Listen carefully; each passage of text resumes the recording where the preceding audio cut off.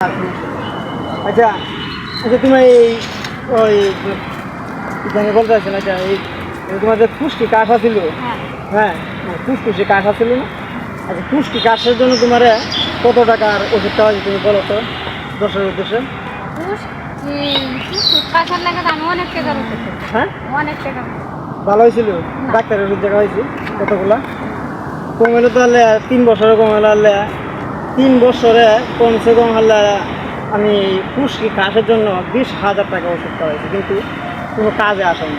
কিন্তু আচ্ছা বাদে আছে কী খায় তোমার পুষ্টি কাশি ভালো হয়েছে বলো তো?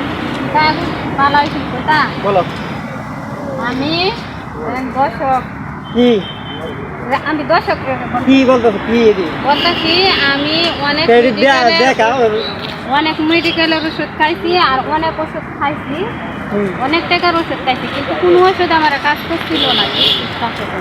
তারপরে শেষ পর্যন্ত আমার ভালো হয়েছে এই যে আমি যে বড়ই গাছ থেকে এই যে বড়ই পাতা এগুলা খেয়েছি আর রস করিয়া আমি যা তো 15 দিন 1 মাস খাইছি, ইনশাল্লাহ আমার গলার ফুসফুস ভালো হয়ে গেছে। মানে তার জন্য আমি আজকে আবার আসছি এই বড়ই পাতা নেওয়ার জন্য। এই বড়ই পাতা মানে বড়ই পাতা আসলে কি জানে, এই যে বড়ই পাতা খুবই একটা উপকারী ওষুধ, পুষ্টি কাশের জন্য যা খায় মানে যেটার জন্য খাইছে সেটা ভালো হয়েছে।